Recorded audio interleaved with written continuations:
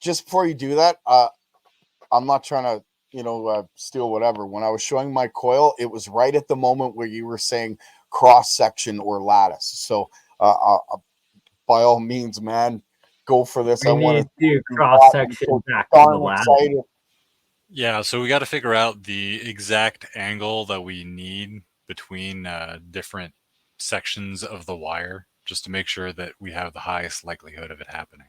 We can wrap it up and try to steer it into this kind of interaction. We can try to steer this and create it so that it radiates out that extra indifference. But this field is accessible. It's like a inexhaustible energy source, I guess you could say. I mean, the electron keeps on spinning around the nuclei. It does not fall in. All these valence shells, they just keep on whirling. Right now, you're made of all of these electrons and these protons and these neutrons and these electrons. They're not pulling in towards the proton. They're oppositely charged. They're attracted to each other, but why don't they ever connect? The force that keeps them from connecting, the force that moderates and modulates their interaction is a force field interaction. It's an orthogonal force field interaction that's the underlying matrix at the Planck scale, and that's what I'm calling God here. That's where I see God in the fields. God is this field that exists at the Planck scale, at that lattice structure, that is maintaining this interaction so that the whole universe doesn't fall apart, basically. The universe would fall apart without this force. Can I just come out and say the shape that we all have seen? It's infinity. The motion of the electrons converging and looping around, it creates infinity. Infinity inside of a gyroscopic motion, creating a sphere. So my question: outside of that. When you have a Cooper pair, do they have the same or opposite spin states when they're orbiting each other, or does that not matter? Do they even have to be alternating at the same rate? I believe they will be paired opposite, like orthohydrogen. And I think the Cooper pair is probably very analogous to orthohydrogen.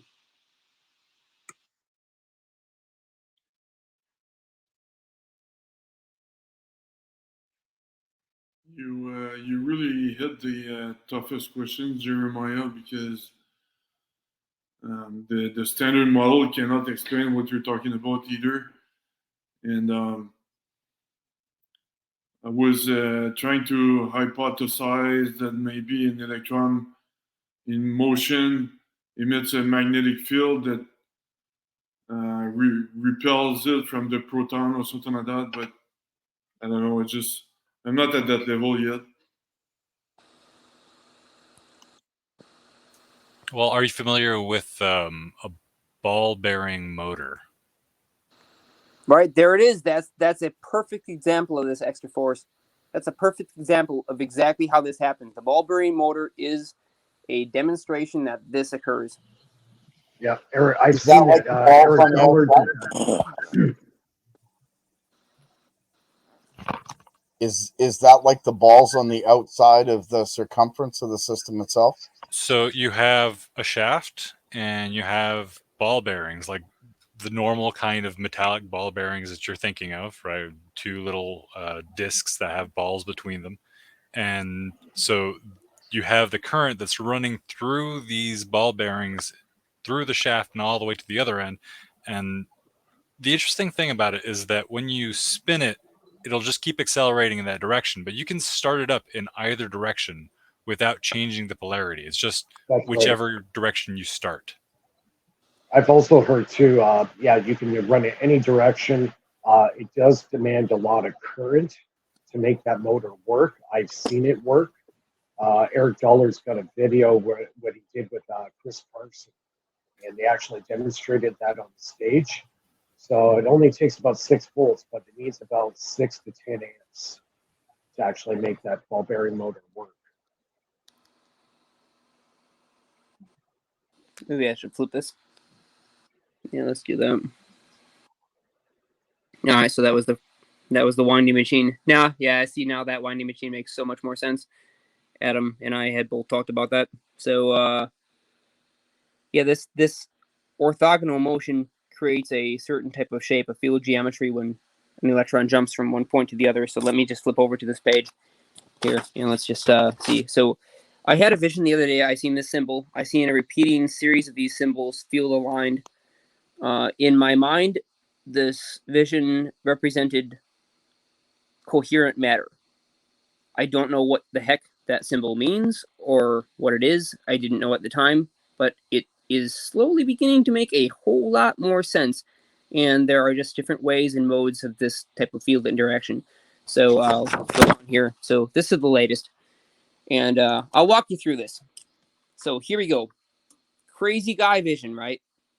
If I've got you so far, if you're still here and you want to know about this, crazy guy vision, stay around, because here we go. I'm going to try to explain to you how we can generate this super weird phenomena, a force interaction between electrons using conductors or conventional materials that we already have.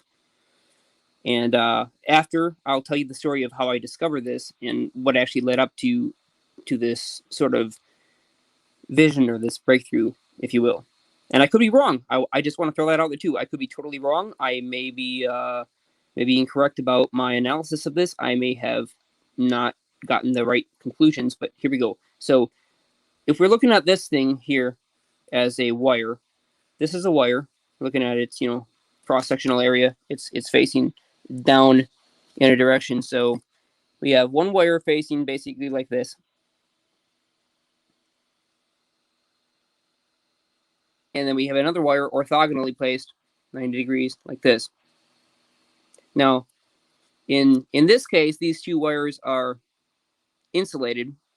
And so something interesting is going to happen. So just say that this whole area here, I guess I just will shade it. This is one copper wire. Just want to make it clear. And this is another copper wire we're looking at. Orthogonal coming on. So goes underneath, right? So imagine that we have an electron scooting along the outside edge of this copper wire.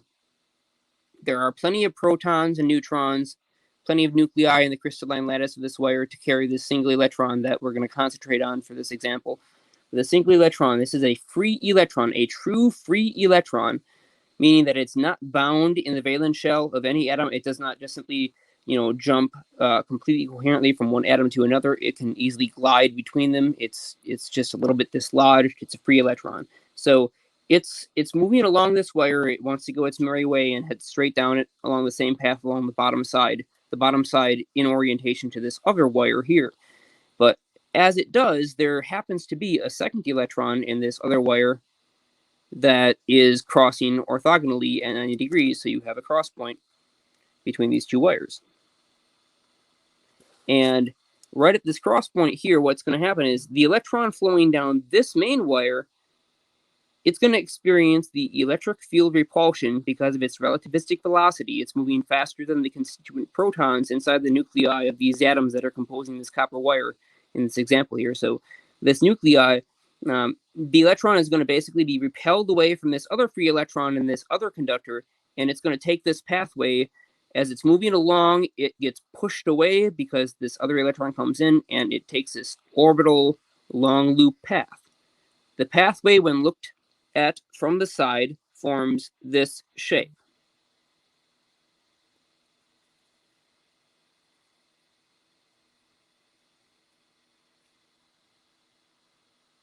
Okay, I drew that horribly. That was absolutely grotesque. But there's the omega. You get the idea. It's a very tiny game of I'm not touching you. Right. You're looking at it, if you look at it dead on, so if you look at your two wires, basically, perfectly cross field interactions. Let me just try to grab two physical materials here. So if you're looking at them dead on from the side, like that, where the line from the X-acto meets the purple pencil, right? If you look at the path that the electron takes going on the bottom side of the purple pencil to the X-acto knife, it will whirl around the outside of that wire, take a large path, and exit out the X-acto conductor here. So when it does that, it has been redirected. If it does not redirect, then it actually just makes that shape as seen from this view, a single-sided view, and produces this omega shape. Well, this omega shape, well, it's actually doing this long pathway, this single electron, this charge that has received its acceleration force, the reason for why it has any momentum at all, any motive force to generate electricity, has already been granted that force, and it now is trying to reach its destination, but it can't, because, of course, there's all these other atoms in the way. So it's trying to slowly make its way there through the copper, slow electron drift velocities, that kind of stuff. But these field repulsive forces, they force it to go in this kind of loop. Now, this loop can happen inside of a conductor. This can happen all the way around the outside of a conductor. If these were carbon nanotubes, this would actually go around the outside of the whole nanotube. If this was a copper conductor, this may happen just at a tiny little distance away from the surface of the conductor, and the conductor may be much thicker on the top of the page here. So the basic idea is you've got this motion that the electron takes, trying to chase the second electron as it's being pulled along. And so each electron is kind of like a little ball. It's like a bead on a bead with a hole in it. And imagine that there's like this bead on a string. This electron has this dipole moment. So if we were to try to say put a force like this on this electron, it's got some momentum, some spin momentum, so it's going to take a little bit for it to accelerate, and it will take a strange motion. So instead of, say, just taking a sharp 90-degree curve like that, it might instead take a curve more like this.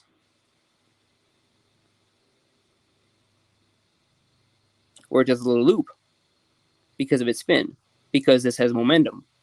Well, this little loop, while it's doing this, it takes too much time doing this loop. It should have done this, but it instead this. And when it did it, it opened up a gateway for energy to pour in from the outside. So basically, the electron time, in terms of the amount of time that it experienced, it has to accelerate in order for the moment of inertia and for equilibrium to be maintained in the whole universe. This has to be aligned so that this electron will basically give back its energy. So this electron, as it's doing this little whirligig shape here, it's in a negative energy state. It's in an entropic state. It will steal energy or momentum from the outside in order to try and realign to its new pathway. That's where we basically get this concept that we've been hearing about of this energy vortex. So if we take a look at here, I'm going to tell you how you can do this with carbon. Let's talk about superconductors for a second. So here we have sort of this view of these two conductors. We're looking at the end of a carbon nanotube and the end of a carbon nanotube. Okay, so we're starting out this red line here. This is the electron coming in from the left side along this conductor, but it's facing towards the bottom side. So basically, it's that direction. And then we have this blue line represents the electron that's moving towards us, where this electron is moving away from us. This electron is moving towards us in this bottom conductor, and this is represented by the blue line. And so it's got its electric field pointed right. So what's going to happen is when these two electric fields, if they happen to cross exactly at this point where these wires are closest, if they just happen to intersect at the right angle, they will push an electric field force against each other, the negative potential of these electrons, and they will repel each other so that they won't continuously flow in a straight line down these wires or conductors. They'll be pushed away because they got too close, so they basically bounced off each other's fields. The thing that allowed them to bounce off each other, this is where the ohm, the God is that I'm talking about in this whole entire architecture. Oh, so double they ohm. bounce off. One electron on the top carbon goes around the carbon nanotube lattice, and it comes back to the same point on the other side as it's linked with this other electron on the second current carrying conductor. It goes around here. And then when they link up here, they link up together at this point, and now both electrons, the one from this carbon nanotube where the electron was moving away from us, and the one from this carbon nanotube where the electron was moving towards us, they both taken this loop path on opposite sides, and they've linked up together because in this motion, they were able to half spin and Cooper pair right at the surface. And so now they travel together as a Cooper pair along the surface. They no longer need to jump in and out of the lattice structure of the carbon atoms because they are paired together and they have an evanescent field that they are riding on like a bubble. So this would normally just be considered interference, right? Right. This interference seems to cancel. We can't really measure it, but this thing can move basically frictionlessly. There's no friction here. There's no kind of any kind of resistance to motion. When these electrons pair up and it jumps from one conductor to the other, we have this negative resistance region, and they're just going to travel down. So what we want to try and do is maximize the number of times that we can make this event happen, where we have two different electrons that are coming from two different conductors along their current path, and that they actually jump from one to the other. They take this pathway, they make this omega symbol, and then they will pair up together and create this superconductive state. So that's going to be really annoying to tune because it's going to get more and more out of tune right before you get in tune.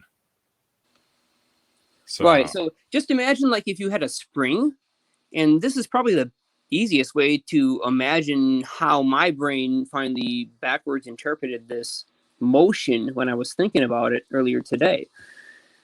Just imagine that you take one single loop of a spring that's fully collapsed, and it's one of those stretchy springs, right? So it's already as close as it can be to itself, each wind, and you pull it apart. Well, if you were to take a sharp bend and try to make one of those bends go 90 degrees, so you have one at 45 degrees, think about the pathway of that loop and look at it from the side. That's basically your omega symbol there. That's the path that the electron takes around the outside of the conductor. It's got this orbital momentum, this angular momentum that it has to maintain, and it keeps it. And that forces it to move in orthogonal path. And here its time slows down. So I think this actually affects the lattice structure in such a way that energy from the outside. It's all about the flow. So do we want to correlate and bring this back to some experiments that have already been done? Jeremiah, I believe you have already duplicated one of them, Harold. And you're going on to the CromRay next, correct? Yeah, I'll be testing the CromRay generator because that thing is a really interesting apparatus. Bedini played with the CromRay generator back in the day. Noticed that it produced a very, very strange phenomena. There was cold air blowing out of the iron rotor. Even though the iron rotor itself was hot, if you were to stop this generator and feel it with your hand, the core piece was hot. But yet there was cold air blowing out the sides. Now, how is that possible? Well, the way Bedini explains it, there's this negative energy vortex. Now, that's a heck of a string of words. I don't know if you want to look at it that way, but the way that I see it is there's a specific atomic motion that happens inside the Yes, sorry to interject, but it's endotropic and endothermic reaction. It's entropic and endothermic, right? Yeah. And that it's this vortex and it's taking the radiant energy from the environment and then cycling it down through the spiral twister vortex. And for those that haven't seen last month's APEC, where I believe, was it John who went through the twister, what he called the Freemason third degree twister initiation, explaining the vortex powers. It was quite something and connects exactly into what Jeremiah is describing and talking about. Oh yeah, just grab myself some.